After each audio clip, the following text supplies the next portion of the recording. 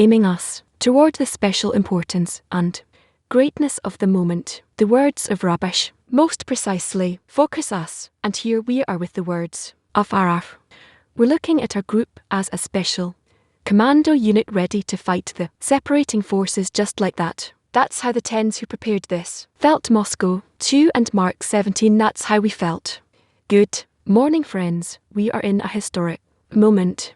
We already started to read the new series of Rabash articles, and as my friend said, Rabash is writing in the most accessible form, the most comfortable, convenient, so we can start working right here and now. The shortest way through the friends, through the group, through the connection. That's what how Rabash aims. And now, when our great friend is going to read for us Article 17, the meaning of the strict prohibition to teach idol worshippers the Torah, it is impossible to receive the influence of the society if he is not attached to the society, meaning if he does not appreciate them to the extent that he does, he can receive from them the influence without any work simply by adhering to the society. Again, Article 17, the meaning of the strict prohibition to teach idol worshippers the Torah. It is impossible to receive the influence of the society if he is not attached to the society, meaning if he does not appreciate them to the extent that he does, he can receive from them the influence without any work simply by adhering to the society. Active workshop. How do I adhere to the society to receive a good influence from them? How do I adhere to the society to receive a good influence from them? We understand that in order to receive the influence of the society, we have to enroll ourselves before the society. We have to incorporate in the society, and the more we do that together, with the goal of achieving adhesion with the Creator, we will always be heading in the right direction. By society, you need to see the friends as great, to get examples from friends, in order to receive examples, and the force of bestow. So in order to adhere to the society you bestow, you have to subjugate yourself, see them as great, and receive the light and the greatness that are in the friends and are not in you. That one receives the importance of their path, the urge to reach the goal. It gives him the power to adhere to the society as the trail that leads to the king's palace is only through love of friends, the influence of the group. That's why it's so important to raise the greatness of the friends, to be influenced by this environment at all times, to adhere to all the orders and the conducts of the society. What the friends say, to simply immerse yourself in the society, mostly try, and with trying comes the deficiency in the prayer that the Creator will help us successfully. It's like a Basher song that we heard. We feel his power, his greatness, and it's the same in the society. We enroll ourselves and simply wish to be like all the friends. It's as we read it. Depends on the level of appreciation. So, we should constantly pay attention, and if our appreciation drops from the maximum, there's always room to ask. Yes, and we pray for the friends, not for ourselves. More silent workshop. Let's look at the friends, feel the R between us, and enter the lesson together. Dear friends, in the first part of the lesson, you will watch a recorded lesson on the 14th of April 2002. The lesson is on the subject of a real prayer is over a real deficiency. That's article number 11. A real prayer is over a real deficiency. We will now read the article in the 10, and each friend will read a portion. So let's be considerate here of the tents all around us. Don't be too loud, and tents who finished reading are welcome to begin conducting a workshop discussing the main points of the article, after which we will watch a recorded lesson from about the article. We have 15 minutes allotted for the reading. Article: a real prayer is over a real deficiency. The writing says, and these are the names of the sons of Israel who came to Egypt. And a new king arose over Egypt who did not know Joseph. And the Egyptians compelled the sons of Israel to labor rigorously. And it came to pass that the sons of Israel sighed from the work, and they cried out, and their cry because of the work went up to God, and God heard their groaning. We should understand why it is written, quote, and their cry because of the work went up to God, end quote. Did they not have greater torments in Egypt? Here it seems that their cry, meaning their torments, were only from the work. It is also written, quote, and God heard their groaning, End quote. Meaning that the hearing, the prayer was over their groaning, which is only about the work. We shall interpret this according to our way. It is known that before a person begins to work in order to bestow, but for reasons that are written in the Holy Zohar, in the introduction to the Book of Zohar, that there are two reasons for engaging in mitzvot. One, to have the pleasures of this world. If he does not observe the mitzvot, he is afraid that the Creator will punish him. Two, to have the pleasures of the next world. Since his fear, he fears that he may not be given, causes him to observe Jua, and the reason that compels him to observe the Torah and commandments is his own benefit. The body does not resist so much because to the extent that he believes in reward and punishment, he can work and feel that each day he's adding more. And this is the truth that each day of performing commandments and engaging in the Torah joins the day before, and so he adds to his possessions of keeping Torah and commandments. The reason is that his intention is primarily the reward, and he's not thinking about the intention, meaning that his aim will be to bestow. Rather, he believes in reward and punishment, and that he will be rewarded for what he is doing. Therefore, his aim is only to perform proper actions in every detail. Otherwise, if the actions are improper, it is certain that his work will not be accepted so as to reward him for them. And when he sees that the work he's doing is fine, he has nothing more to worry about. For this reason, his concern is only with the quantity, meaning that he should try to do more good deeds. If he is a wise disciple, then he knows he should delve deeper into his learning and be more meticulous in the mitzvot he's performing to keep them according to the law, according to everyone's view, and he always tries to be rigorous with the judgments that are usually treated more lightly while he tries to be more rigorous, but he has no other worries. It follows that such people whose reason for observing the Torah and commandments and assuming the burden of the kingdom of heaven is to be rewarded in this world and in the next world do not need the Creator to have the strength to engage in commandments, since to the extent of their faith in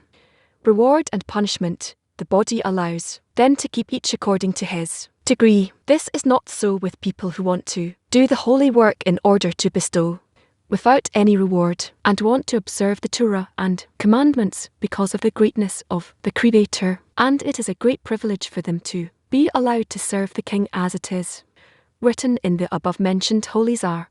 Quote, fear, which is the first, is that one should fear one's master, because he is great and ruling the essence and the root. End quote. Interprets there in the Psalm that there are three manners to fear the Creator. One, fear of punishments in this world. Two, fearing punishments of hell as well. Those two are not real fear, because he's not keeping the fear because of the commandment of the Creator, but for his own sake. It follows that his personal benefit is the root, and fear is the branch and results from his own benefit. But fear that is the essence is that he will fear the Creator, because he is great and rules over everything. It follows that the greatness of the Creator is the reason that compels him to observe two commandments. This is regarded as his desire being only to bestow upon the Creator, called bestowing contentment upon his Maker, and not for his own benefit. And here begins the exile, meaning that he is not permitted to aim his work to be in order to not receive reward, since it is against nature. And although one can force oneself, although the body disagrees, just as one can practice substantion, although it is against nature, but this pertains only to actions, do things against the body's will, he can go above reason, called against the body's will.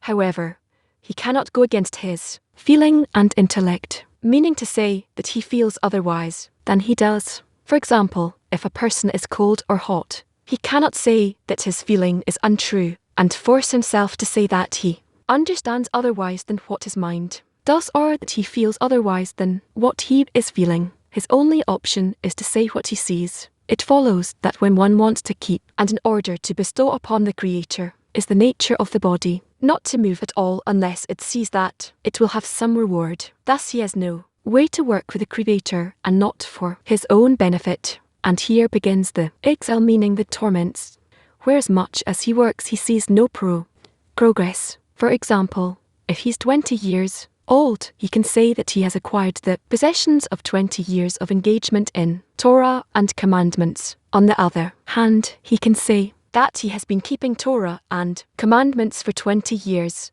but has not achieved the ability to do anything in order to bestow.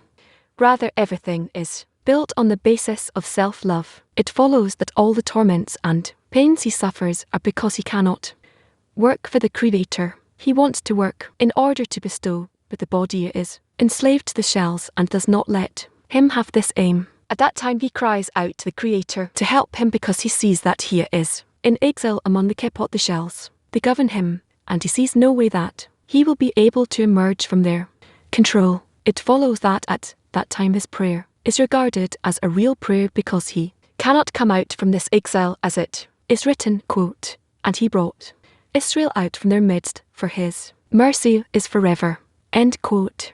Since this is against nature, only the Creator can deliver Israel from this exile. But since it is known that there is no light without a kli, a vessel, meaning that there is no filling without a lack, and the lack is the vessel that receives the filling.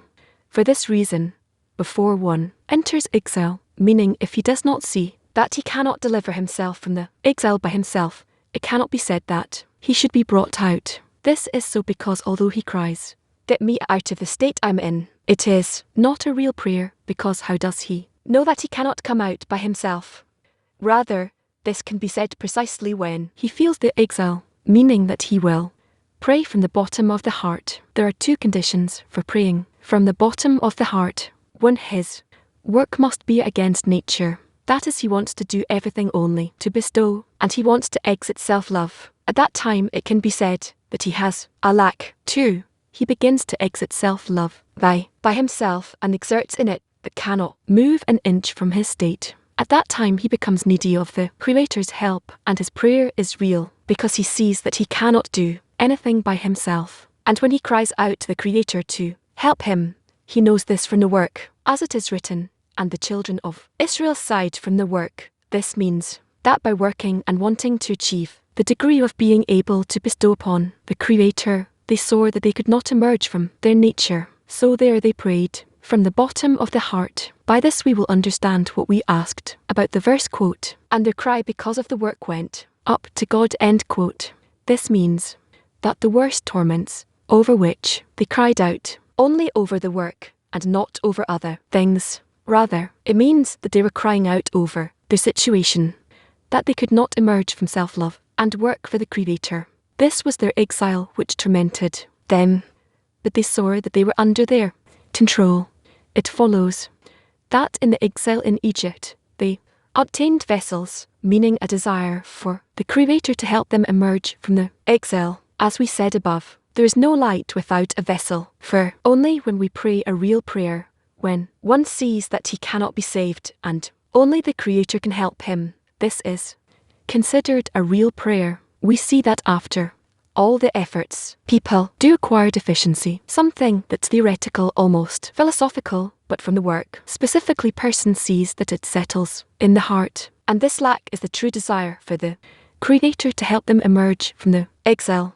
And as it is written, there is no light without a vessel. There's indeed a question what kind of work of ours builds the vessels for true prayer.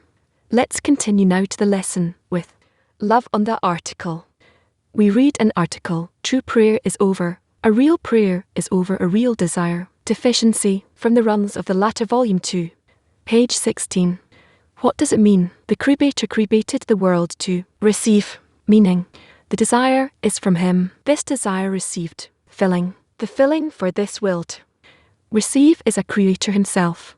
Where the will to receive fills the Creator, He feels good. It's called pleasure with us. So what are we lacking? We're lacking what it says here, a real desire. The Creator, the desire the Creator created is not real. What does it mean? This desire is not felt in the created being as his own. How to do it? So that the desire will truly come from the created being, meaning, so there will be a desire that exists from absence. How to do it? You have to bring the created being into such states where he himself will look for and will find a desire that wasn't previously included in him. How can he do it? Where will he get it? Where will he get that desire and where that desire was before he found it? You can also do it only in the inverted way. Just as the light created the vessel, the Creator created the desire. The created being that receives into himself both the light and the vessel. From both he now builds within him a new desire from both of them, not from one. It turns out that the created being is undergoing a process of the creation of himself, the building of himself. Let's say creation may be too harsh, building himself from zero from this world to the world of himself, according to his desire, the desire that he himself corrected, found built within himself. He's called the created being, and before he gives birth to his desire, created being is not called the created being. It's called nature still. Vegetative animate speaking, but it's nature. That's how it cascaded down from above. Whereas what does it mean that he rises from below up? A desire for spirituality, for the Creator that was not there previously. It wasn't there at all in creation, but now it is born again anew, specifically through the efforts that a person makes in scrutiny between his point in the heart, the light, and his beastly desire, the darkness, and the collision between the two, inside of, with the help of the surrounding of the reforming light, the surrounding light, that we scrutinize in the clash between light and darkness in us, and our point in the heart, and our nature. We scrutinize with the help of the surrounding light that spirituality is more important than corporality, and we want spirituality as a result of this comparison between the two. This is a desire that did not exist before, and this desire is called the created being, our creature. The rest that was in us naturally is nature, and only this desire needs to be corrected. I have to work on it. All the other desires that were in me from the outset, desires of still vegetative animate speaking, I don't need to correct them. Even what we learn in the introduction to about desires for beastly lusts, money, honor, knowledge, spirituality, we don't read there that we need to correct the desires for money, for honor, for knowledge. You don't need to correct them in order to bestow. Don't deal with money in order to bestow to the Creator, or any lust in order to bestow to the Creator, or knowledge in order to bestow to the Creator, or honor in order to bestow to the Creator. You don't need it. You don't need to do it. You need to aim toward the Creator, the desire that's above them, the desire for Him and not for anything else. That's why Kabbalah doesn't deal with the correction of one's virtues. There's no such thing. This is an incorrect approach. This is a popular approach. You want this beast to be a bit more convenient for the public, so you introduce certain education like that. The person would know that this is wrong, but there's no such thing as the correction of the virtues. Why? Because virtues are part of the beast. Since there's a cow, and it's as if quieter, may be tamed, right? And same with people. I was born with this wild nature, and there are those that takes until you move him, he won't budge before that, and you don't need to correct either one. It's you're unable to correct it. Rather, you need to create to correct the attitude toward the Creator, meaning the desire that is born from below up. That's what we need to correct, and it is called the real desire. The Creator did not give it, but the Creator created being himself births him as a result of the clash between the thoughts and the clash between the contradictions and the doubts, where he can't find by himself exactly what to do, how to conduct himself, how to find myself, because in the end this desire that gives birth inside itself, out of that he gives birth to inside of himself as a result of his exertion. This desire is born out of three components: the spark that's in us, called the point in the heart itself, which is our ego, our nature, and the surrounding light that shines on us. If not for the surrounding light that we draw through the study, and it's preferable to study in a group, so it's stronger, and without that, you wouldn't be able to scrutinize this desire and give birth to it each time in a greater way, greater meaning, that we yearn for godliness in order to receive, and only afterwards that the yearning for godliness in order to receive comes to a state where it fills the entire essence of a person, meaning equal to all the remaining natural desires that he has for various lusts and money, honor, knowledge, and he suppresses them to such a degree that a person lives only with the yearning for spirituality, godliness. I don't know what it is, but that's what he yearns for. He reaches a state where he doesn't let me sleep. Then he acquires the correction of the screen, and this desire together with the screen is used as the first, meaning the first corrected desire in his soul. Each time we need to worry about the desire, it's not exact, it's not important for us, this desire, in order to receive or anything only as long as it's aimed from the clothing of this world upwards.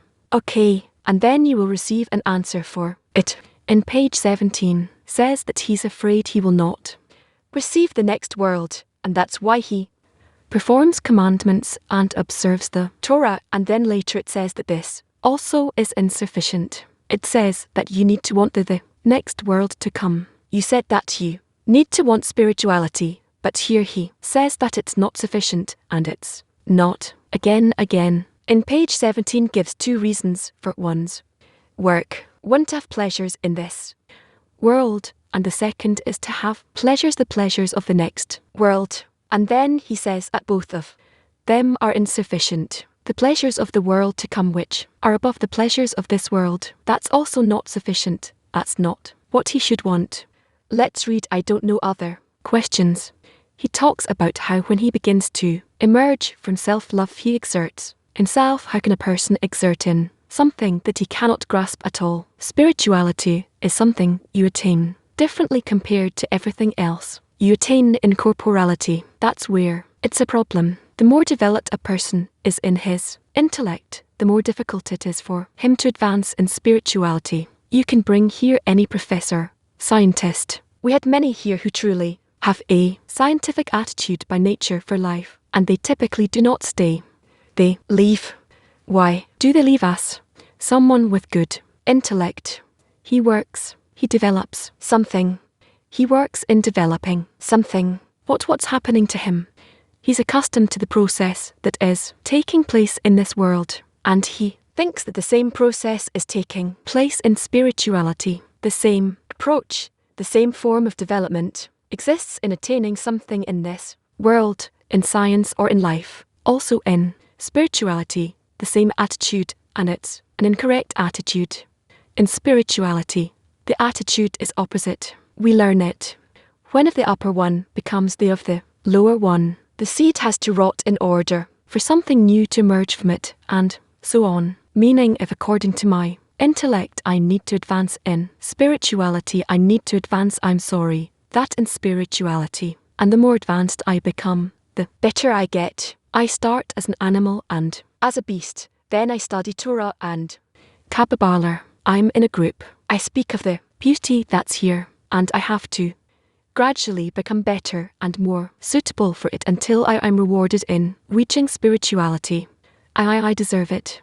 I worked hard on it. I improved. The truth, it's the other way around. Where more a person is advancing, the more he discovers that he's in a lie. He discovers that the world around him is in a lie, and all the group and the friends, and he sees everything upside down, and he has more questions of Pharaoh, of what and who is the creator, that I should hear his, listen to him, and what is this work for you, and this is unacceptable, and it's in contradiction to the healthy mind. I know about myself. I was foaming at the mouth from arguing with Rarash. I was like a bull, you know. I almost grabbed him like that because I'm used to according to what I learned, and according to my nature.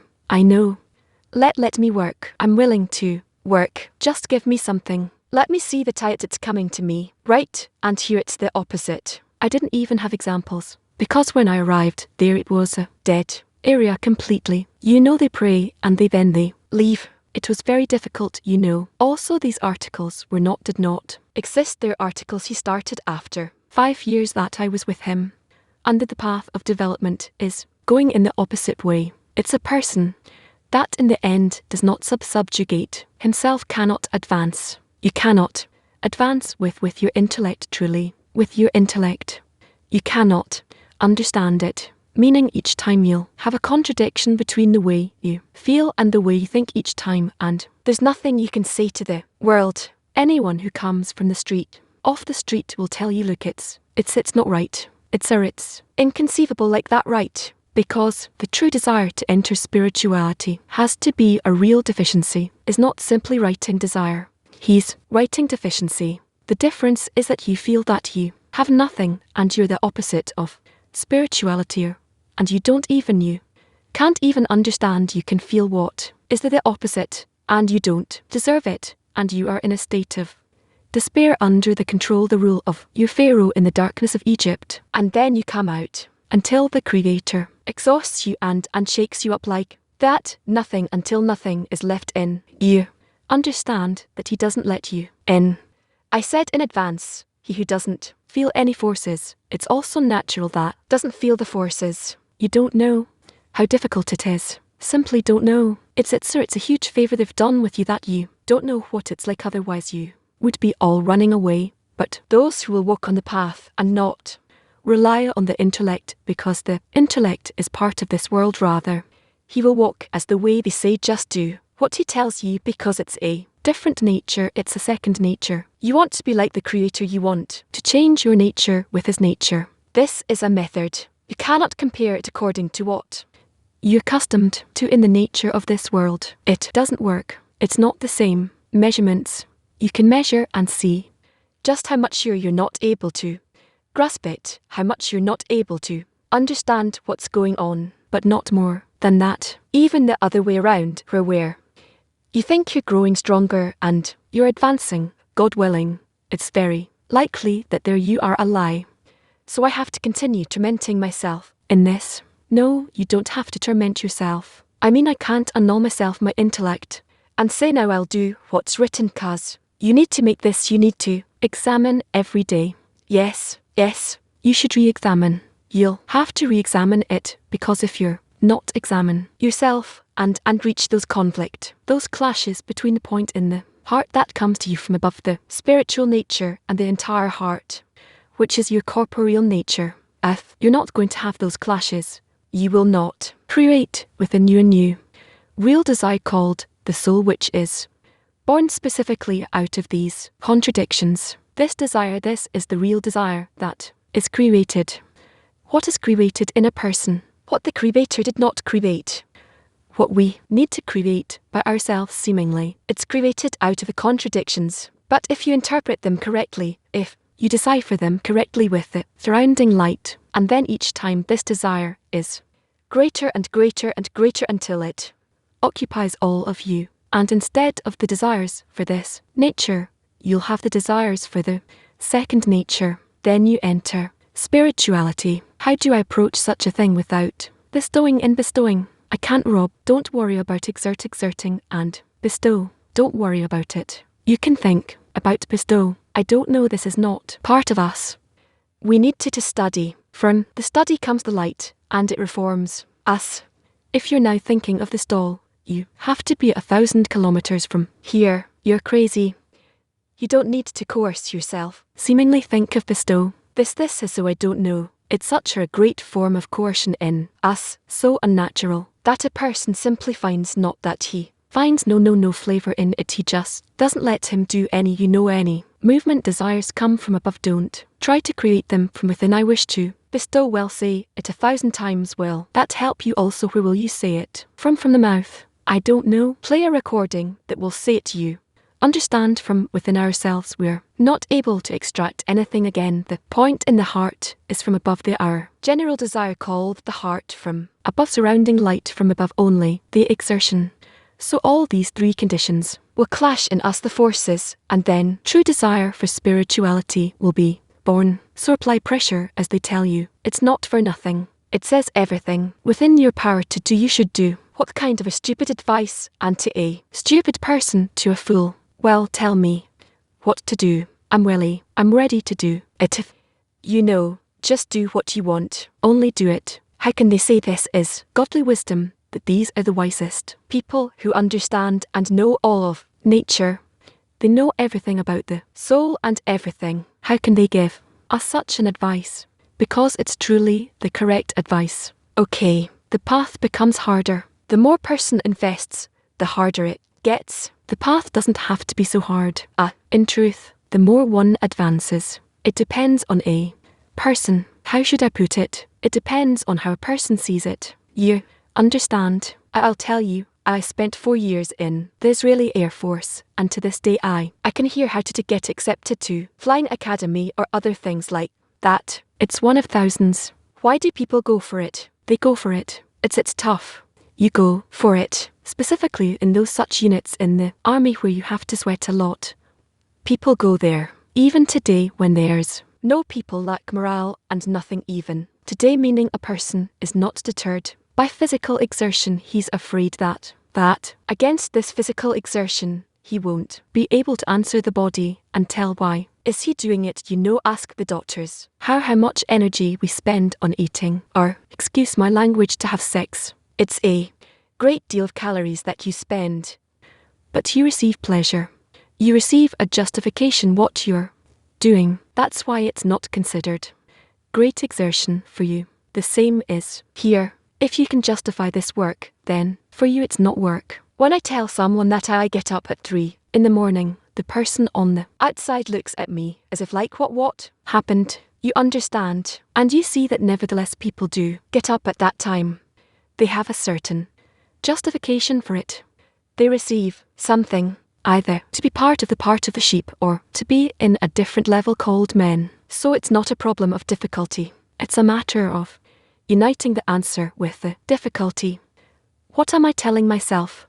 What's difficult is what you discover in yourself all the time, as you said, where you begin to see that time is passing and you discover your true self. And if a person truly goes into that, he becomes worse and it becomes more difficult for him to keep on the path. It's a kind of descent towards the barrier. When a person feels well, he feels that it's just a descent. The more effort he makes, the more the lower he feels he gets. So describes it in this way, says that a person approaches and he comes closer and closer and he sees there's a wall before him, and this wall is the Creator himself, and you cannot go through it. What can support him? The society. That's what he writes in the article Free Choice. He says there's only one thing you can do, the rest is done by the Creator. You can complain, you can shout, you can say whatever you want, but he leaves only one thing for you, the society. Build a strong society that will support you. Yes,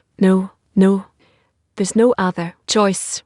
If you run away from that, there's zero hope for you. Read the article. God. Thank God we have articles written by Kabbalists. I didn't write. Then, look what he writes. I seemingly don't need to say anything after you read it. He writes, who chooses each time a better society that aims him more towards spirituality. He advances.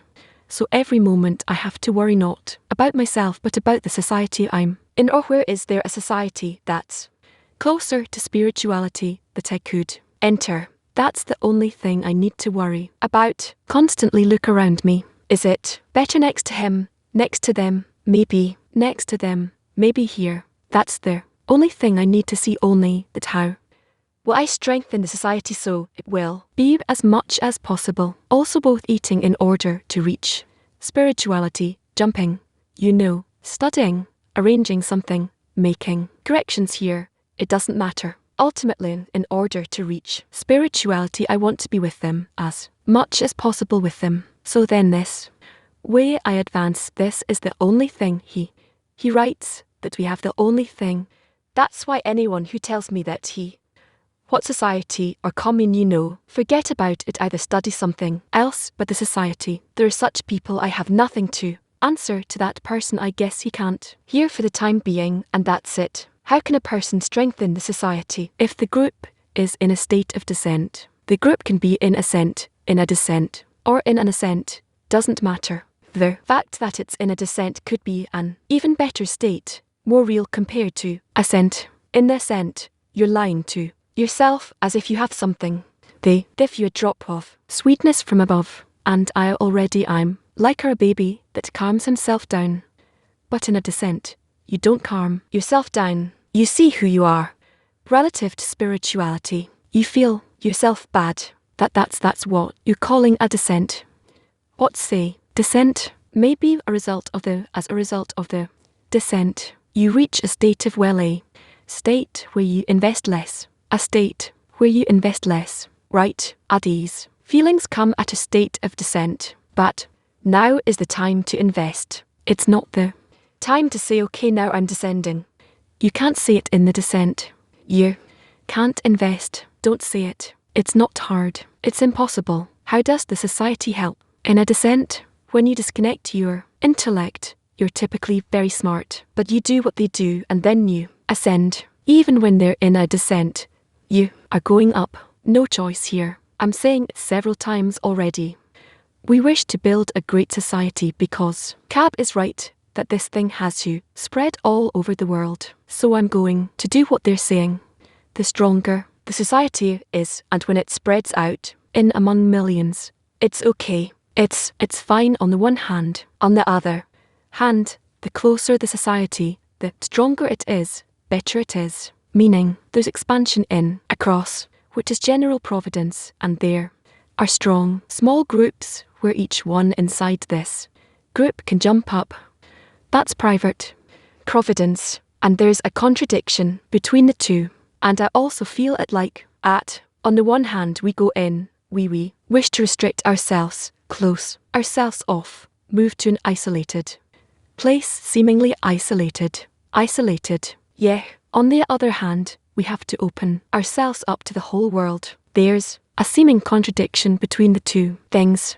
What can you do? There's no other choice for a person but to introduce himself into the society. One who wants to rise must enter the society deeper, and each time to improve the society. He who wants to rise, he has to enter, and then constantly improve the society.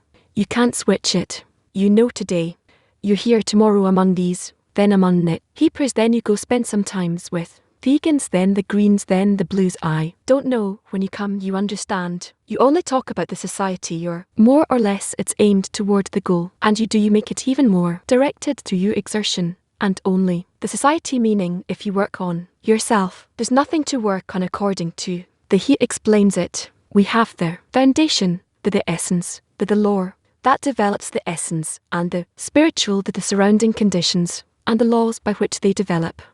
These four factors that influence the soul, and out of these four we can influence only one thing, which is the conditions of the environment, so that it influenced, bestowed them. It will be better for you. No more questions. Yeah, he writes. Hear that there. Groans swelled up to God. After that, he says that the hearing of the prayer was on the groans, and he says they sighed. I don't understand the difference. These are stages. A person discovers himself inside his world. I come and I study. I participate in all sorts of things, and gradually I begin to feel all kinds of changes in me, and pleasant changes, to be honest. Sometimes I'm good with these guys.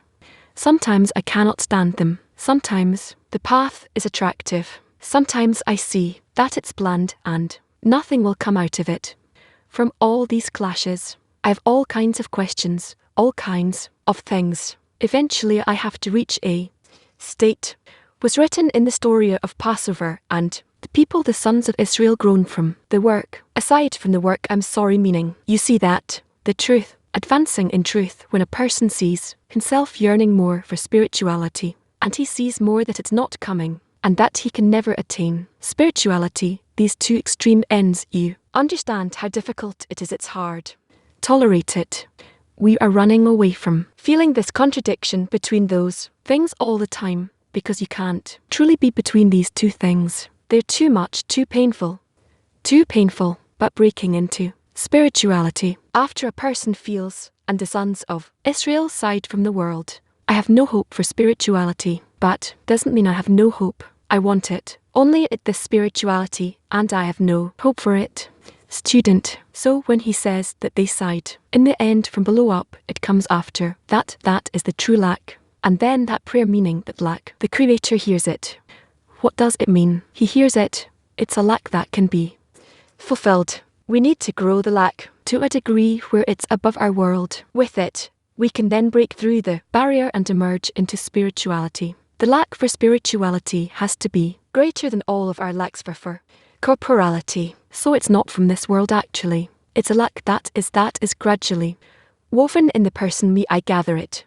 Through many small exertions that means, that's the work in building PT and RAMs. The work of each at the labour. So in the preparation period. Yes, of course, preparation, you now started working in it. So in this world, yes, of course, this world is up to the maximum the barrier. All right, no more questions. Let's see. Oh, yes, you said that they say everything within your power to do you should do, and later, we started to talk about how the only thing it can influence is the society. They can interpret it like the society is the only factor that a person can bestow to and that can bestow upon you or influence rather. So you can interpret this line in the form of a go improve the society. Yes, exactly. What does the write there in the first articles? That you need to believe. Well, actually to see if the society you're in is promoting you, if it's advancing in the right direction.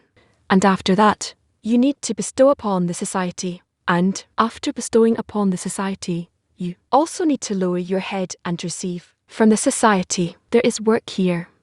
The society is like a mechanism through which what I want to have I will have, but only through bestowing upon the society. That is the solution. He explains it in a very scientific manner, very nicely, very clear in the freedom. The article about free choice, we call it the freedom. Yes, and there, free choice. Why do I say free choice? Always. Maybe that's how we called the article once and we changed to the freedom. Yes, how to balance the two things you spoke about the group and any Kabbalist that you can point to. In previous generations, they all wanted to hide. On the one hand, a few students studying quietly, humbly, nobody sees, nobody knows. They work together, they each eat together, they study together, and that's it. That's the true attraction. This is what Bulaam wanted to do as well from Poland. He carried in machines for tanning. He wanted to make a tannery, right? And he thought they'll be simple labours. Nobody will touch them. Nobody will look at them because tannic skins and leathers, it's stinky. It's very smelly work. So it's written that you can't do with tannery and you can't be next to someone who works in that because it's very lowly work, very smelly. So and this is a Diana great rabbi in Warsaw. Right, imagined yourself very high position and a Kabbalist. And so he thought, and he brought the machines for tanning, and he thought I'll take 10, 15 students, how many he thought he will find in Jerusalem, and create and make a tannery, and then they could study, and it'll a small commune, right, where they work together, they study, that's it. That was his intention. And the same with all the Kabbalists. That's what they wanted to arrange around themselves.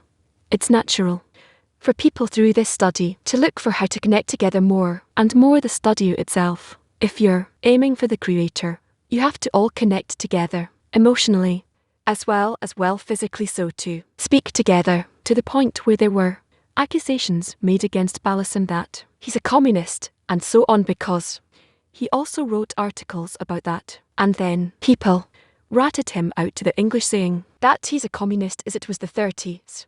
You know, that's on the one hand there's a force that concentrates all those people in a group as small as possible, but also that force that is concentrated in a small group. There's still the issue of dissemination to take care of, and without losing its value, its potency, that has through the close bond connection. Still it has to work from within itself towards the outside, externally, but the structure, that is so closed, so bound up, that shouldn't affect its attitude, its work towards the outside, and both need to be taken care of.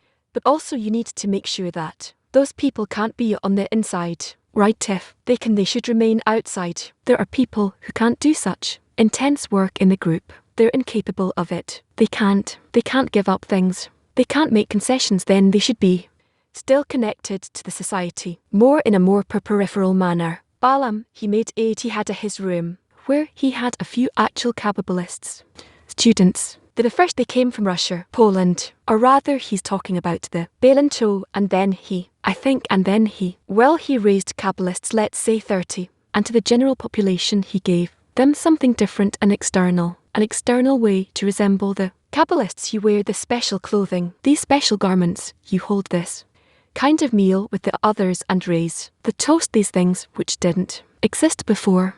It was all you know dry, is agreed upon, accepted in these days. All these customs he brought into the people, and these customs also match spirituality. Why are they done? So that people who begin to do that, they begin to ask, they get closer to it. And the customs themselves also resemble or in a sense they simulate the work of the Kabbalists. But in corporality, you sit together, you eat together, you help each other. There are various such customs in the prayers, various things, meaning fake movement that's a partial and external expression of the inner work Kabbalists do. The question is now towards the public, how to create the means. Again, this is what did respect to religious Jews. He added to them a few more such customs that match spirituality, and that's called Vedic movement, and we have no connection to that. What do we need it for? We are heading towards the dissemination of the wisdom of Kabbalah itself, not customs and rituals. We need to make it known to all the people.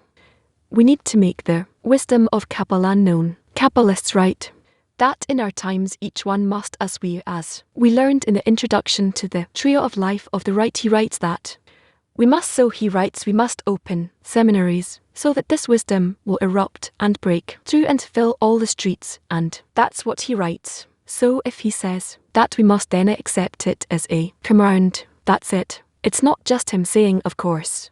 You can read what all the other Kabbalists write about this. We have a book called Seeing Good, and there you have quotes from all the Kabbalists about that. So it follows that we have nothing more than the study, and the work in the group. Now the study, that's clear. It's according to what Bahulam writes in the introduction to Tess, and the work of the group that he writes about in the freedom, meaning that is the only thing we can do to influence ourselves. It's through the society and bestowing upon others, that's through the dissemination of the wisdom of Kabbalah. And that's what he writes about in the last items in the introduction to the book of, and also in the introduction to the Trio of Life. And we have everything that the other Kabbalists also wrote. So we have these 3-4 things that we have to invest in. So the third temple, I don't know what the third temple is. Look, the temple that is called a vessel. We build this vessel. External third temple, externality. No, that doesn't concern me at all. I'm not going to be a builder, a contractor. What does it mean to build? The third temple, I don't understand. In externality, what do you mean in externality? Just to build, and what will it do? The land may be the third temple. It's fine. You can do it if you want. But what will come of it? What will come of it? We want to build in this world something which will be similar to spirituality. Yes, if this world isn't compatible with spirituality, isn't adapted to spirituality because we didn't make it inside of ourselves yet, what will it help us if we build another building? You think the temple is so pretty.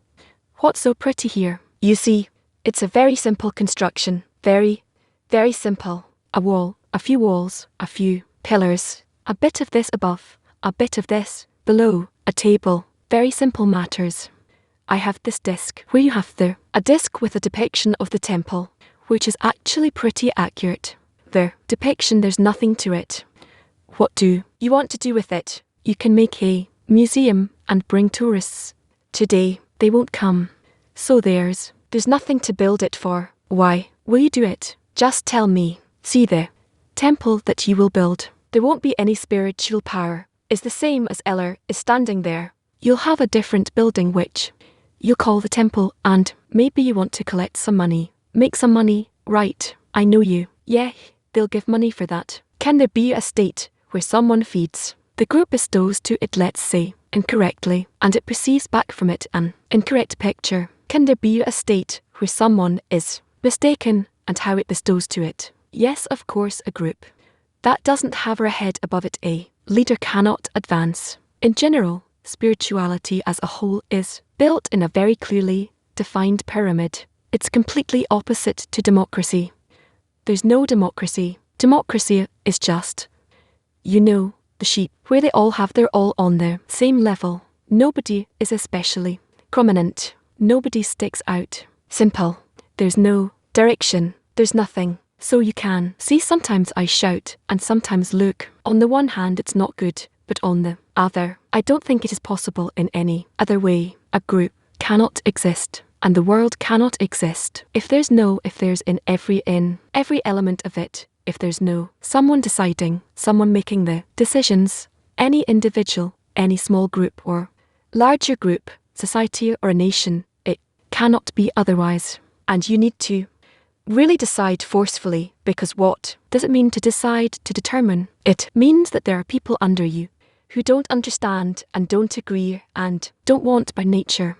It's not that. That's the way they are intentionally, but rather it's by nature, but they agree to follow a direction. They just don't agree. Their nature doesn't agree to obey to the things they need to obey. So here you need to compel them by force. It's like a shepherd.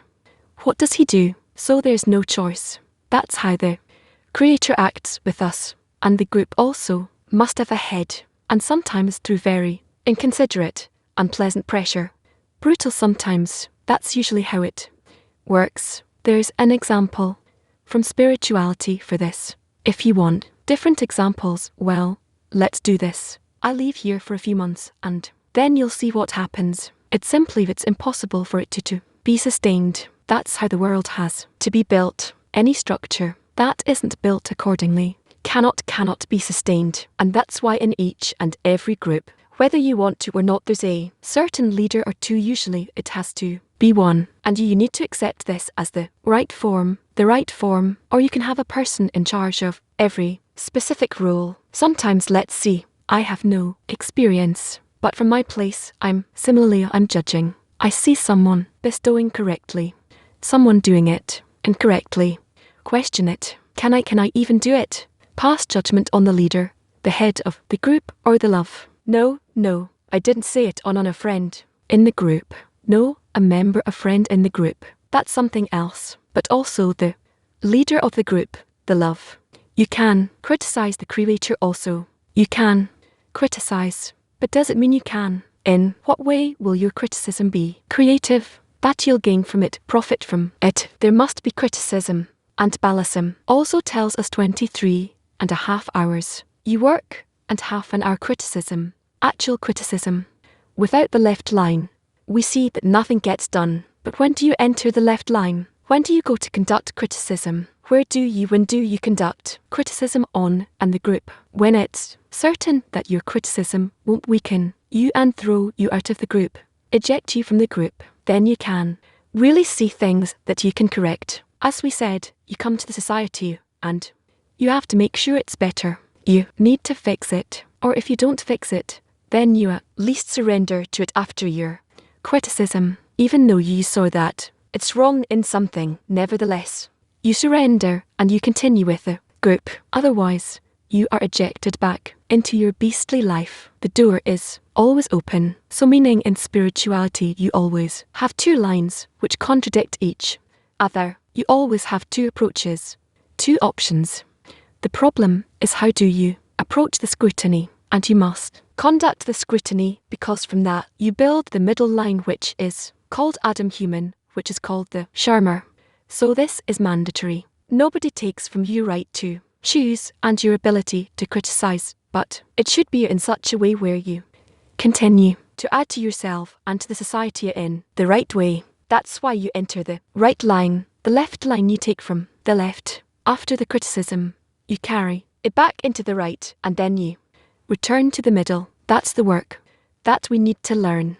It's not simple. That's why says in the first articles, one who cannot surrender to the society after being in it already, well, there's nothing for him to hope for. He cannot advance. That's it. And in order to remain, he has to make sure in advance to create support for himself, support friends, connections which will help him in his time of weakness. I'm weak. I don't want this. I'm sick of you all. I can't look at any one of you and everything you're doing here. And you know I can be more critical than anyone here. But after a person does that, and he does that, with the intention to grow stronger from the beginning. So these criticism, these questions will create more flesh something he can rise above. And so, supporting supportive connections with the fence, that's very important. If there's some very smart person gradually isolates himself from the society.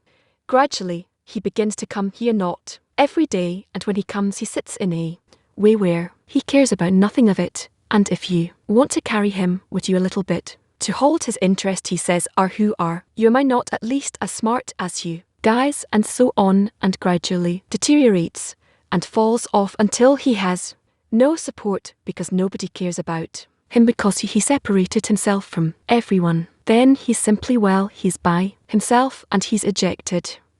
What can the society do in such a case? The society can help in whatever is possible. I see that a few people are in that process, and unfortunately, as much as you try to do something for them, they don't really accept this help. They're too smart. What can you do to cut their heads off? That's something a person needs to do for himself. Can the society engage them to throw them out if they're not there? Generally, they remove themselves from the society. Our society is so well bonded, and more every day we look for ways to unite. And so if a people is not following this, then he feels the centrifugal force throwing him out. He cannot remain here. He cannot tolerate what's happening here. Nothing will help.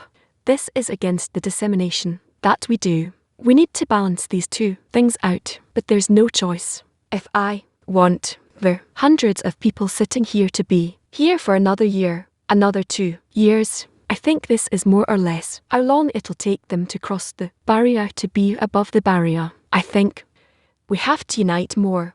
If in that case a person thinks that he's looking for a better society, now of course, there's a duty that you have rights about it. A person must always seek a better society, and a better society, a good society, has to give him an opportunity of how to search for a better society. Did you ever sign any contract here? Did you accept any responsibility, or, I don't know, did you sign any contracts? Something like that. No. A person can decide to stop coming here tomorrow. Nobody's stopping him. Nobody. One person turned to me yesterday, and I told him, "You're welcome to leave." Simply, if a person thinks that his path isn't exactly our path, what can I do? And in truth, we've been seeing for months that he's separating, growing more distant. What can you do? Let him leave. Of course, I'm sorry about each and every one, but there is a process, and more will leave. Every time we advance towards greater unity, the more we'll fall. The more we unite, the more we'll fall, because they cannot adhere to the process. They cannot match the pace. There's nothing to do, so we will see them in an incarnation or two. It's not so bad. That's how it is. Okay, yes, a person is typically drawn after pleasures also in society. Society has more. He's attracted to pleasure. It's his natural. It's his nature. He wants something.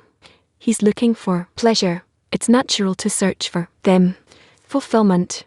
Where is he balanced in our work? You know, both the fulfillment that you receive naturally where to. Here we read the article. In the article, it says that you can advance for pleasure. So how here? I don't know what exactly it is, but they're asking. We don't need to make so many calculations about where we are or where our thoughts are pleasures, no pleasures. As I said, we don't need to correct our measures. We need only be concerned that during the time when we study, our intention will be to be corrected, that when I read, I won't yearn to know what's written here, but rather I'll yearn for the force that will come to me through the study, which will bring me closer, elevate me towards spirituality. That's all and everything.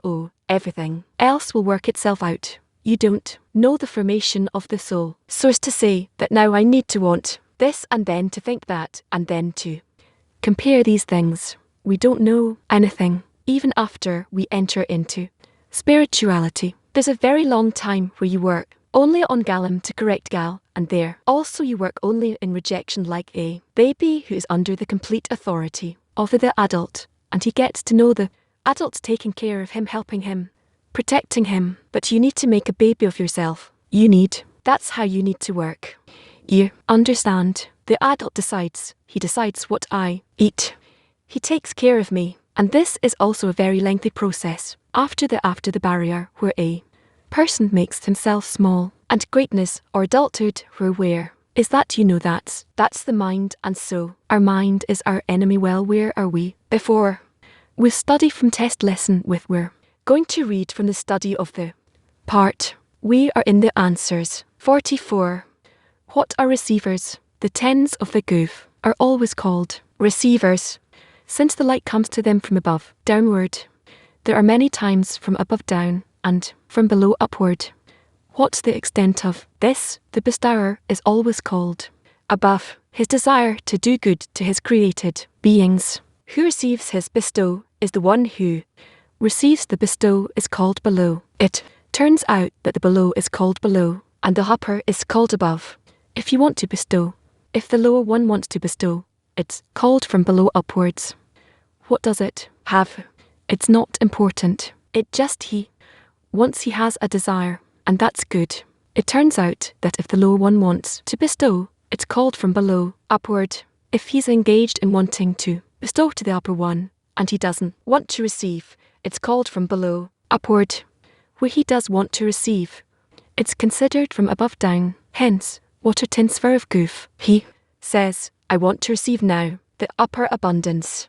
Why does he want to receive? Because he wants to bestow. It turns out, what is he saying? I want to receive. So this is considered from above downwards. It beats at the head of the degree and makes a calculation. And I don't want to receive in order to receive in order to receive only to in order to bestow with all his calculations. What does he do? He still doesn't receive anything. Only what can I say here from below upwards is from what he doesn't want to receive. Therefore he says reflected light in the is called from below upwards where the lower one doesn't receive anything. Only the lower one is to give from above. So by the revelation that it's below upwards in the lights, it can also later from above downwards in the goof. 45. What is the source of lights? The origin of lights. What is the question? What is the origin of the lights, and what is the meaning origin of lights? He says, is considered the origin of the lights. Why, after all, we learned there's no innovation with its root comes only from insul, and this in the source it's written that it's the origin of lights. Answer. Because of the reflected light that she raises and close the tenths of the L and brings them into the goof. Turns out, who is the origin that reveals that there is light? It's only the mal. If there's mal, he reveals the lights, and it's known that there's light. If there's no malat in potential, then there's no mal in force. And if we don't receive in potential, then we don't receive in actuality. And it turns out that the essence of it was after the restriction. Who discovers it? Only the reflected light. What reflected light? Hence the origin of the lights will be the source where the lights will be revealed to be seen that he is the bestower. Prior to there's no reflected light. You don't see it. 46. Sparks. What are sparks? He asks. What are sparks in spirituality? Answer. Illuminations that tend to be extinguished and might be reawakened and ignited and shine once more as in the beginning are called sparks, since they resemble the sparks that remain after a fire, or those that emerge from under the hammer in the hands of a craftsman. Although they seem to be extinguishing, they might still ignite into a great and terrible flame. Such illuminations occur only in reflected light. What is written here? Sparks. He asks. He says that they are illuminations that tend to be extinguished and might be reawakened. Okay, and he gives this resemblance to sparks. And what does he conclude with? Such illuminations occur only in reflected light, whereas in direct light, it always illuminates. And what with sparks? The thing is like this. We learned that there's tam and tastes and flavors and points. Tamim he calls direct light, and he calls reflected light. We learned that when the tamim departed, when the coupling it was considered to be the K of Malhut in phase 4 of the degree and was refined. This Malhut remained empty from light, and only the record of the light of Keter remained in her of the level of Ket. Then we learn that Malad rose to the face of We consider this phase 3, which was already refined from phase 4. This light that was revealed upon phase 3 onwards is called reflected light. What does it mean, reflected light? The lights that are revealed during the returning of the lights to their emanator. It's upon this that they're called reflected light. And he says that this reflected light which illuminates in the Kli illuminates to the empty Kli of Malat, which is called the falling sparks. And he calls them by the name of falling sparks since there is a beating between them, and since in Mal there is the record of phase 4 of the level Ket, and the next light there from Nikot is only, so she resists receiving it. On the other hand, phase 4 is called record, and phase 3 is light. Upon this clash, this beating, he says, that sparks that are fallen to the reflected light from phase 3 through into phase 4. Why, this is a record, and that is light. If so, if this is the light that descends below to the Kli of the illuminating Kli of Malhut, then why is it called sparks? Answer. Later, we learned that also phase 3 is refined, and the light departs from phase 3, and Malat ascends and receives only the coarseness of phase 2. It turns out that we don't only have the records from phase 3, for the light had before the record of phase 3, and she receives again the record of phase 4. It turns out that the previous degree to phase 3 is extinguished. Why do they not illuminate now? They emerge outside of the degree seemingly. And what does she receive? She receives the record of phase 4, and it's similar to a spark. And what is it similar? So what was the benefit here? Actually, they say that the light of comes in the K that was illuminating the light of Ket was before that in the level of Ket. Now, it has fallen to the degree of. Turns out that the light of in the of, which is these sparks, the preparation so that later in the second part in the, where the light of will come in the, there's already a certain relationship between and the vessel of. It turns out that later it will come when in the, hence he says that it's similar to the, this extinguishing sparks after and afterwards they illuminate, and the descending reflected light is called sparks because later they're extinguished while the departure of light takes place. And only records remain in there. What are falling sparks? 47. The same thing that you heard before when I was speaking. What are the falling sparks? During the refinement of the screen, the illumination of the coupling descends from the upper phase of the lower phase to the lower phase, which is empty of her light. Such was when the screen was refined from phase 3 to phase 2, and phase 3 was emptied of her light. Then the illumination of the coupling descended from phase 2 into the empty phase 3. Because the record that remains in phase 3 is opposite from the descending illumination from phase 2, they strike and clash with what on each other. However, the descending reflected light overpowers the record due to the record whose coupling had stopped, and the reflected light descends into the vessel, and the record, which was greater that cannot be together with it in one carrier departs from them. Thus the illumination of the coupling that descends into the empty vessel is called falling sparks. Because soon the coupling from phase 2 stops too and rises to phase 1, the illuminations quench, and the record descends once more into her vessel. For now, there is no merit to the descending reflected light over the previous record, since both are after the departure of their coupling. Since the light of the record is far more valuable than the descending reflected light which is at a higher degree, therefore now the record overcomes them now and revokes the illumination of the sparks that fall into her vessel though she can clothe her. This matter is called striking and clashing. For at one time the descending reflected light prevails during the time of the coupling, and another time the record when the coupling of phase 3. They're both records, but one record is more important, and where he says in the answer 40 about sparks why the allegory is now he's giving us the answer from this the dot. In case we learned it's the first expansion called tamim. What ariot? The 4 levels that come out through a coupling of by striking during the refinement of the screen are called dots. They're also called reflected light, and they are judgment, the name or dot. In the words of the Zed when he explains, a black dot that has no whiteness, meaning no light, that's called a dot.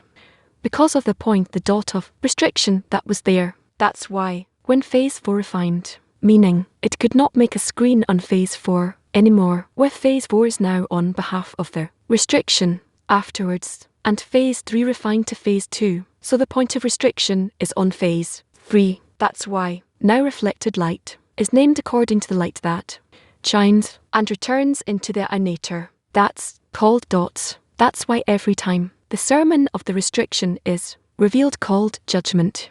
What is judgment? That you're not allowed to receive because you couldn't aim in order to bestow. So it's all the same.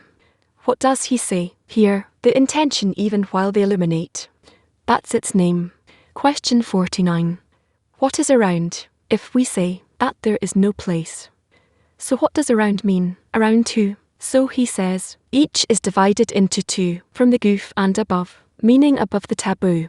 Where are all the lights? What we say that light illuminates in a degree. In the rush we say only the roots of the vessels, whereas the light only above the taboo until the place from taboo and above till is called interior. The second part of the goof and below, that of the taboo, says I don't want to receive because it can aim in order to be still, where the direct light is rejected and does not shine, and is therefore called posterior. So we should divide every degree into face and back.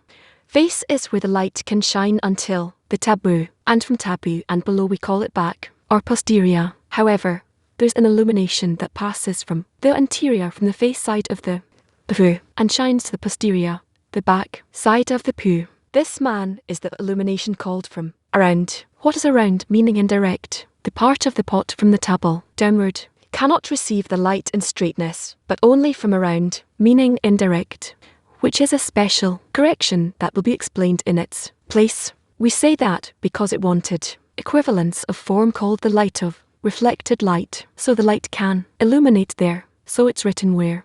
Does it receive from below taboo and illumination, not from surrounding light, from what shines from the taboo and above the vessels of the face. 50. What is tolerating? It's written they can tolerate or not tolerate. What does it mean to tolerate? In spirituality, tolerating means a place where the vessel is fitting to clothe the light, but does not clothe it because of its own choice.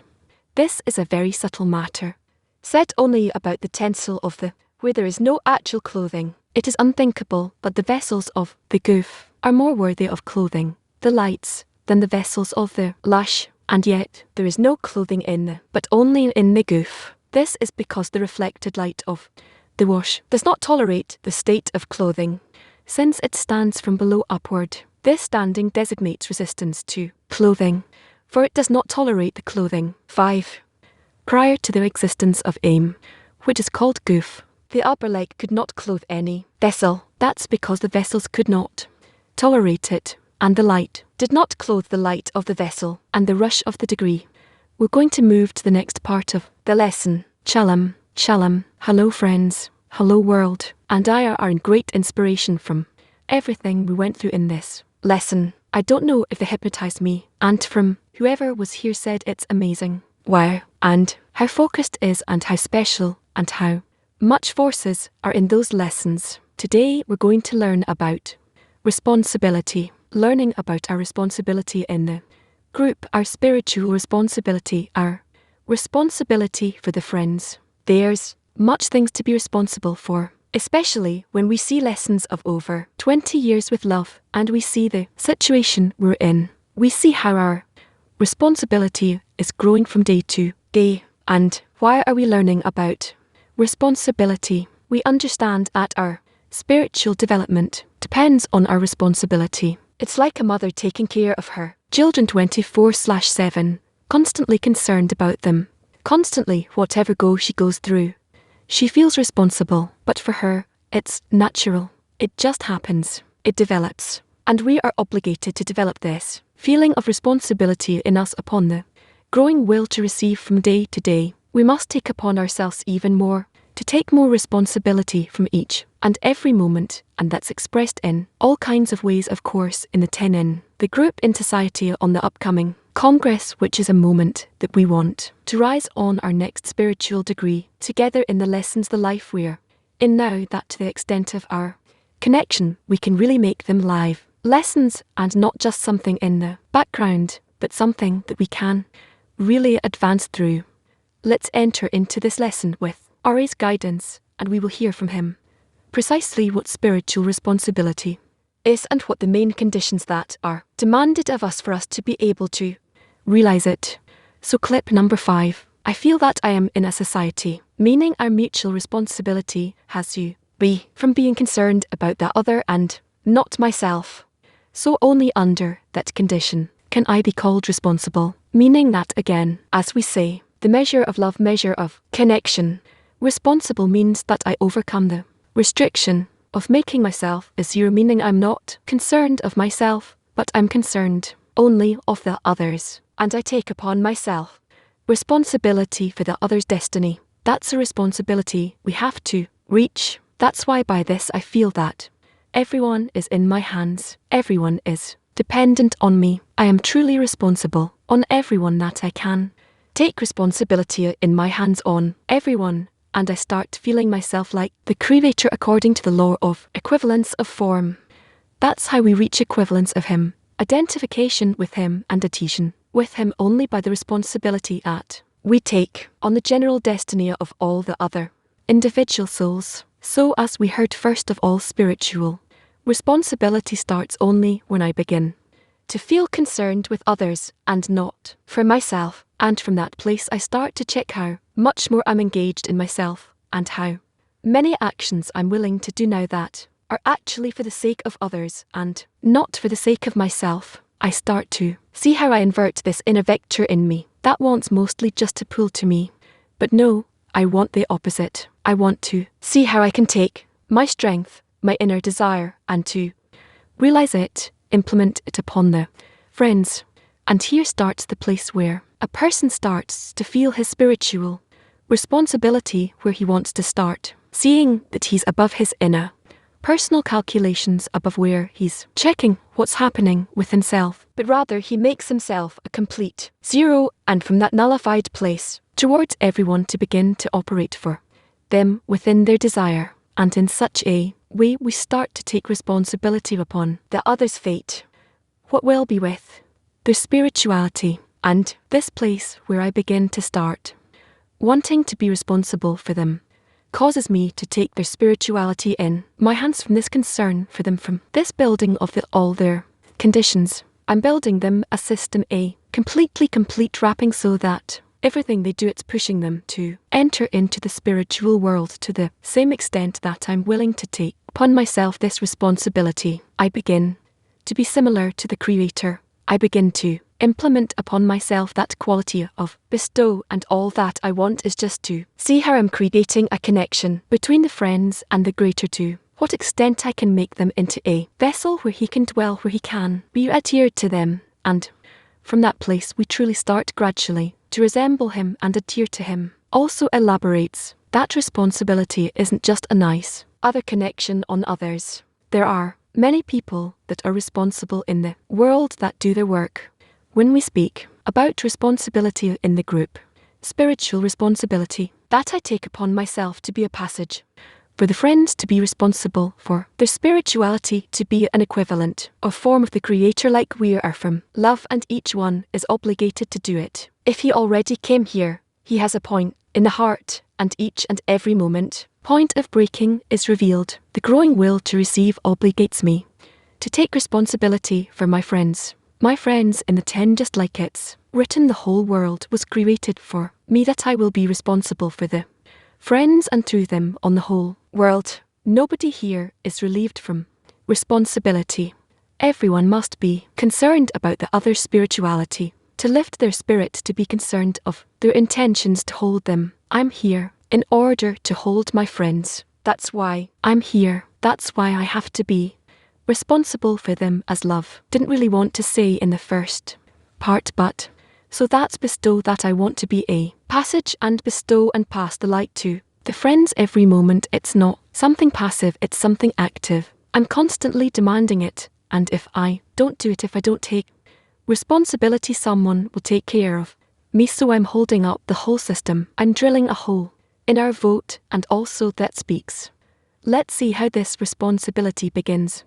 From this place where each is willing to be a guarantor for his friends and make sure that no one remains behind. Soam writes to us in the Arv in excerpt number 4 in our sources. All of Israel are responsible for one another, both on the positive side and on the negative side. On the positive side, if they keep the Arv to the point that each one cares and satisfies the needs of his friends, they can fully observe the Torah and commandments, meaning to bring contentment to their Maker, as mentioned in Matantra. On the negative side, if a part of their nation does not want to keep their vote, but to wallow in self-love, they cause the rest of the nation to remain immersed in their filth and loneliness, without finding a way out of their filth.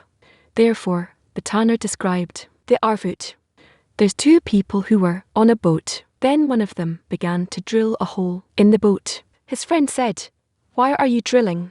He replied, "What should you mind? I'm drilling under me, not under you." So he replied, "Fool, we will both drown together in the boat." Meaning, as we said, since those rebels wallow in self-love, by their actions, they build an iron wall that prevents the observers of the Torah from even beginning to fully observe the Torah and commandments in the measure of words, the words, "Love your friend as yourself," which is the latter of achieve leaving adhesion with him. Indeed, how right were the words of the proverb that said, "Fool, we will both drown together in the boat." Explains that we're demanded to do. All of Israel are in towards one another. Each one that has a point in the heart, each one whose heart wants to reach directly to the upper force is obligated to keep that law of. He writes that being also from the positive and also from the negative, meaning we're already connected. We're one system. That's why the conditions that we can't run from, that each action of everyone for the good or for the bad, it's working on the others. So we're saying this also on the positive, that each one is filling the others' deficiencies, also in spirituality, also in corporeality we learn, but each one's actions affects all the others, all their friends, and also from the negative he's saying that if I'm immersed in self-love, if I'm in my ego, so I'm calling my friends and causing my friends in the and to be stuck, not to come out of their own loneliness. They're buried in their own ego. And we can also see in the allegory there, the proverb there, he says, there's no such thing as someone drilling at his own private hole, and he's only harming himself. On the contrary, because we are so connected with connections that are immersed inside the foundations of creation, if we whether we are aware of them or not, it doesn't matter. We exist there, and the very fact that each performs an action that is not in the direction of connection or the correction is truly destroying all our spirituality. From here, we can see the extent to which our view is the foundation. It's necessary for all the steps we make along the way. This is our infrastructure to be able to begin to operate commonly together in the form of our common correction. Let's read number 4 again, and if the friends have question here or around the world, you're welcome to put up your question marks. Let's scrutinize this together, the measure of the and our responsibility for one another. Writes in the article, all of Israel are responsible for one another, both on the positive side and on the negative side. On the positive side, if they keep it to the point that each one cares and satisfies the needs of his friends, they can fully observe the Torah and commandments, meaning to bring contentment to their Maker, as mentioned in Martyr. On the negative side, if a part of their nation does not want to keep but to allow in self-love, they cause the rest of the nation to remain immersed in their filth and loneliness, without finding a way out of their filth. Therefore, the Tanner described the as two people who were on a boat, and one of them began to drill a hole in the boat. His friend said, "Why are you drilling?" He replied, "Why should you mind? I'm drilling under me, not under you." So he replied, "Fool, we will both drown together in the boat."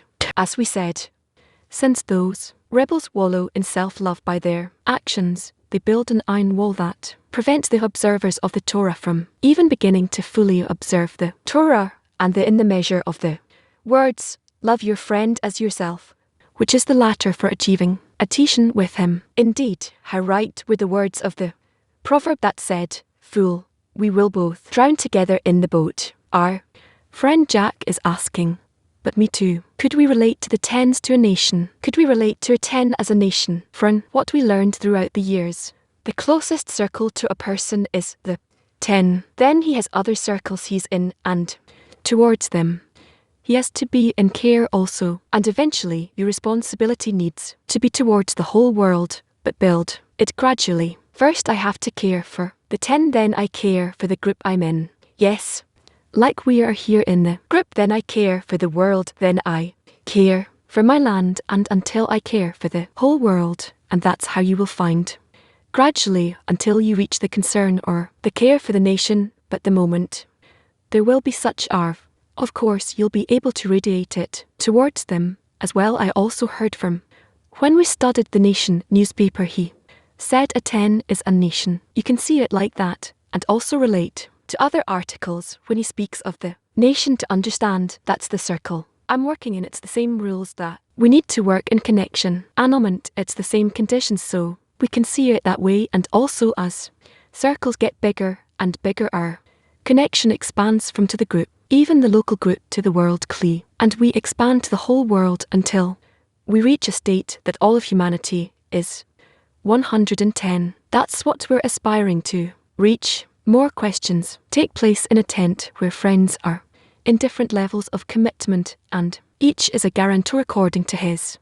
level commitment that he comes to certain days of the week, or then that's where he's a guarantor. Or do everyone have to equally guarantors for there to be our root? Good question.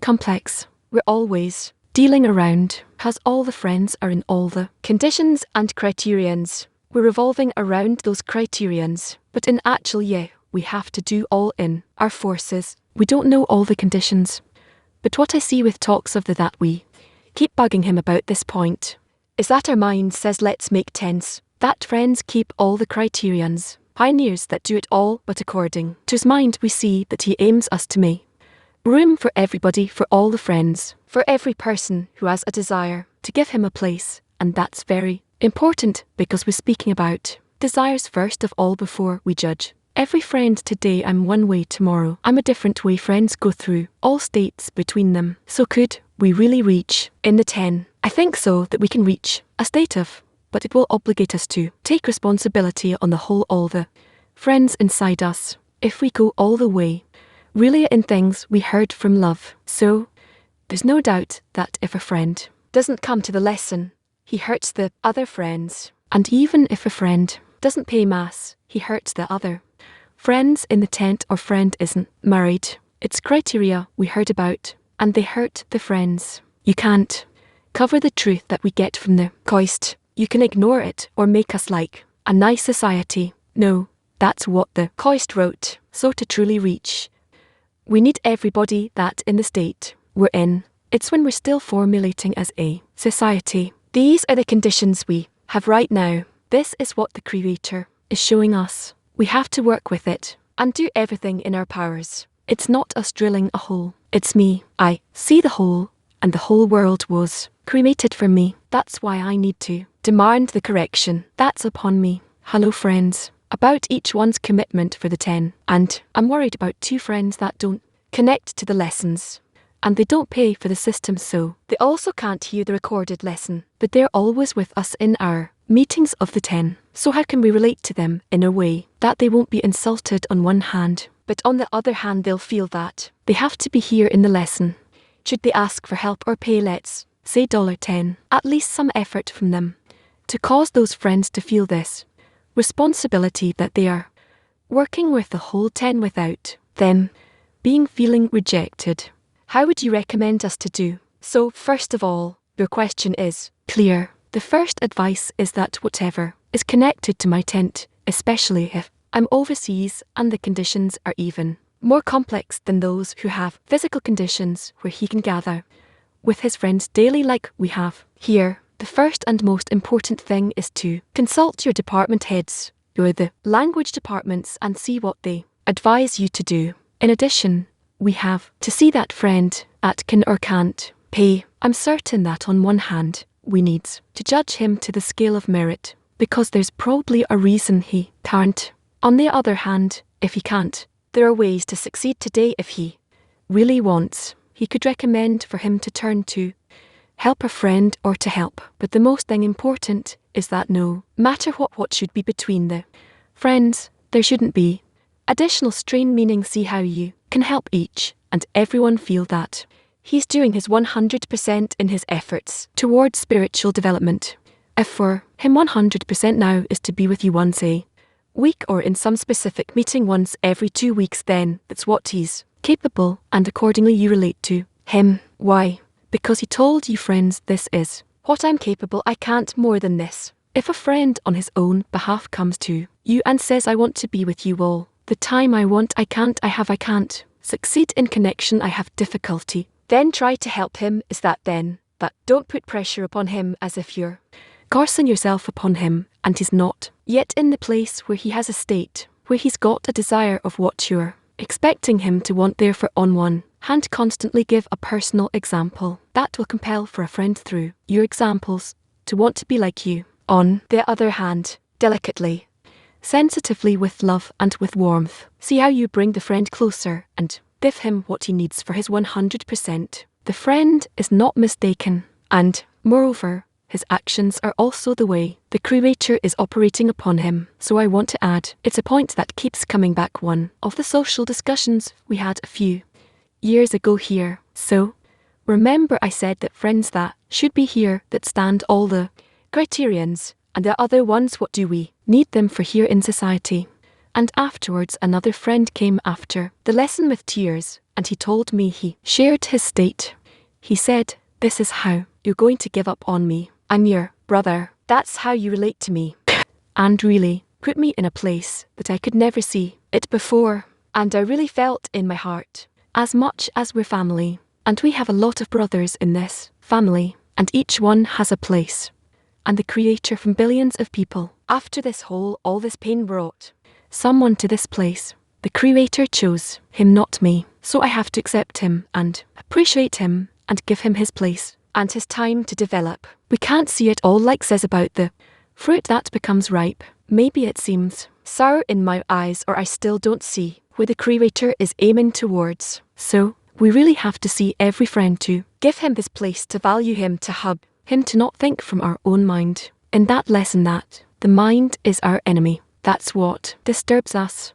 So just to get into society and follow the co-advice to do what I'm supposed to do, not to try and correct the world, society, my heart, great gratitude, and the ability to ask a question. When a friend drills a hole, it turns out that in this ship I'm in, the ship with him like that, and Rav is, who may built this ship for us, where I was living in a ship with myself, and Ra appeared. So I broke my own ship, and now I have a new place. I have a new ship that my friends are building. I'm there with that friend who's drilling a hole in the ship. So there's a matter of annulment towards the friend who's drilling the hole. So how to relate to it? On one hand, being great, and on the other hand he's drilling a hole. How do you act?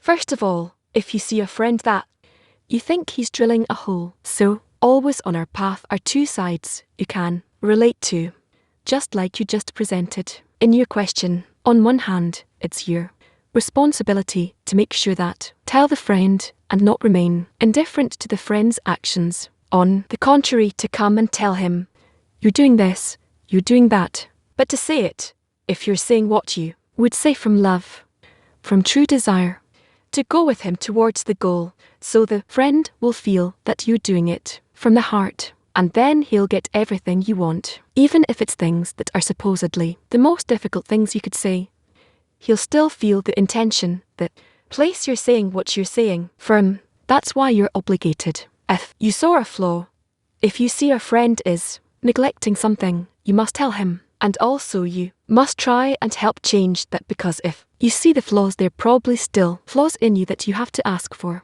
correction, and here it's all in your hands also to ask from the Creator to correct the flaws you still see. Advance. We read now about our V, and the topic of the lesson is responsibility.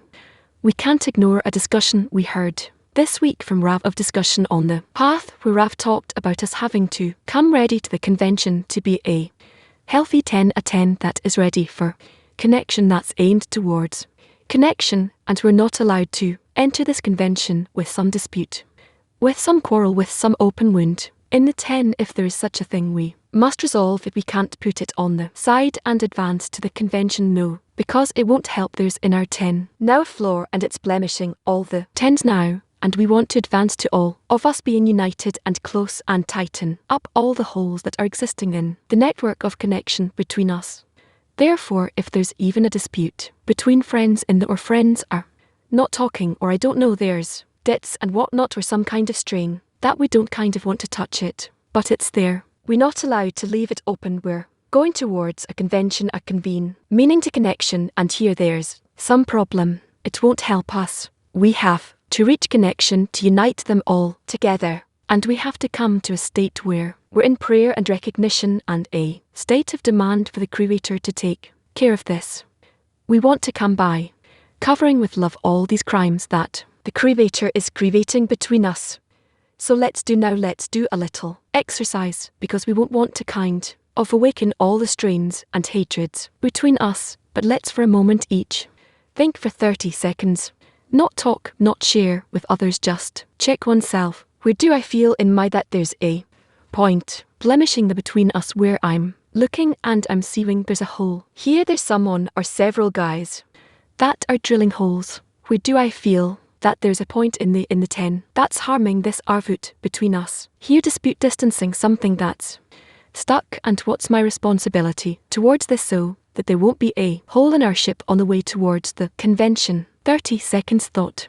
So let's go into a workshop where we don't want specifically to speak about the issue itself, but to scrutinize what is my responsibility. What could I do in order to close that hole, that problem I see in the tent, so we can reach the Congress hole as we heard that we must do. So now let's scrutinize in a workshop in what am I personally responsible for the state and the tent, and which action on my behalf could clog the hole that I recognize that will reach the Congress in love and in utterly responsible, and the state in the 10, and in what action on my behalf could I clog the hole that I see so we can reach the Congress and love and be vote above the difficulties. 5 minutes. It's like rights. The sin is that he didn't ask.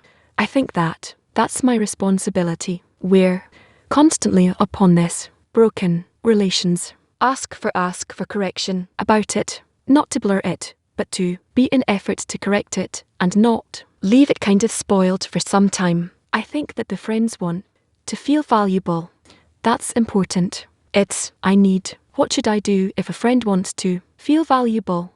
First of all, always it's in the part of the personal example towards the friends, in more active participation in everything that we do, attendance and coming on time, and in general, think about them more, and for them to advance more in spirituality, to ask for them, to pray for them.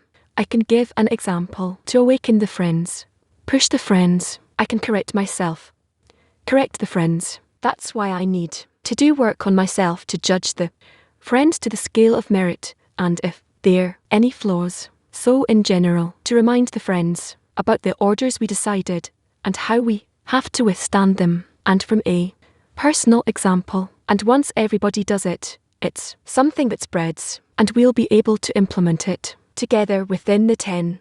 Person has a lot to do. One should do all that he can do with his strength. And we also heard in the first lesson that a person needs to bestow upon the society, awaken, push friends, and leave himself. But if a person is in a society, he can't just do whatever he feels like to bestow and to push. If there are several friends, we need to sit for some certain time and talk about such things, to talk and decide what are we doing. We got holes here and there. How do we take care of this? Then a person can deal with an agreement with all the friends where we do just like we talked yesterday, and we decided we're bestowing or influencing a certain friend, and that's it. We did it, and it operates. It works, and it's not the flaws aren't flaws. It's because of the efforts from the work. That's how things are revealed. So, it's a place to be happy, and we have something to correct. There's a place to pray, and beyond the prayer to do everything we can to cover and correct, and that's what we try to do. And not forget that it all depends on me, and that the responsibility is upon me. Constantly think about the friends, as little as possible about myself even, though it's very difficult. Not to think about myself, but we need to raise the importance of the society. So before us there's a Congress, and as we heard, we must reach a state that we hug forcefully between us, and nothing separates us, whether they're contradictions, disputes. It's okay that they exist, but as long as it's there we won't be able to connect so forcefully. We have to see all the disputes in our tents, and we have to organise the relationships between the friends to reach the Congress as a whole, that nothing will separate us. All the problems will be corrected. That's what we want to recommend to all the tents, to take an exercise for the next few days where they truly check about everything that affects their connection and see how they can correct it before the Congress. Every friend should search for the difficult places inside and demand for correction inside, and to ask the Creator to help and cover it.